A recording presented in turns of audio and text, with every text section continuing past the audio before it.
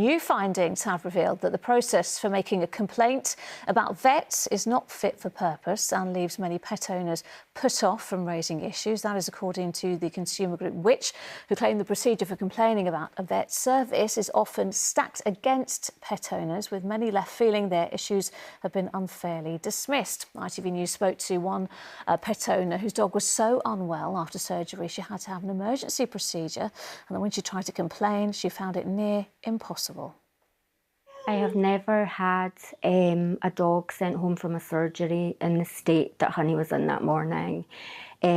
She was scuttling really low to the floor, sort of whimpering. I just wasn't happy with her at all. And the emergency vet immediately said she's very unwell. Honey stayed at the emergency vet for 11 nights. She fought for her life.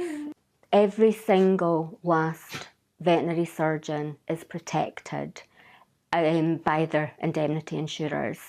The client has nobody to protect them at all. Well, joining me now is Linda Belton, the President of the Royal College of Veterinary Surgeons. Linda, thank you for joining us. Now, the report says an increasing number of pet owners feel that, it's an uphill struggle when it comes to making complaints about their vets. Why is it so difficult?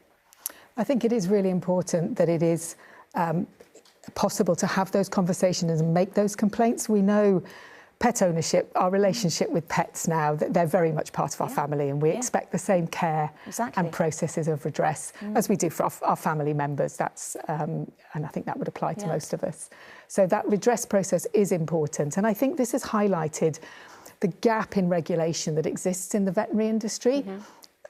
Traditionally, vets and veterinary practices were viewed as one of the same thing. Now, there is a difference, and the vets are the ones delivering the care for those animals in the practices, but they aren't the whole practice, and that is missing. There is a problem, isn't it? Because I'm a pet owner, lots of people watching will have pets as well. It seems to be a lot of the local vets now being bought up by these big corporate vets. Are you saying that could be an issue as well?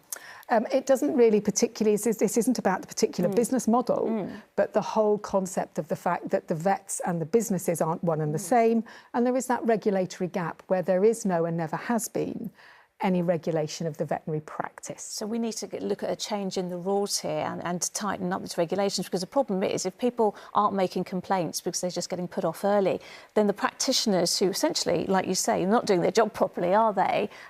They kind of continue, they can just carry on more procedures on animals, and that's something that pet owners are going to be really worried about. Absolutely. Standards will drop. The vets are regulated, the veterinary professional standards are regulated. The remit is very narrow. It is under law, it is about what legal powers the RCVS has, and it's about professional conduct.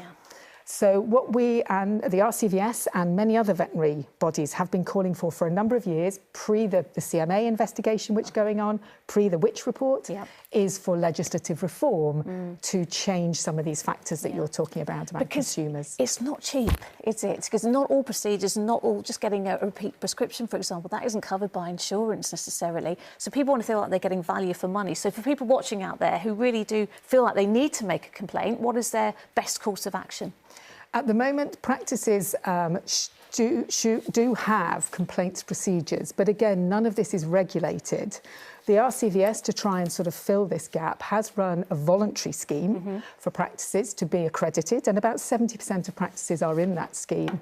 But being a voluntary scheme, it is obviously limited in its enforcement opportunities. Those powers do not exist currently.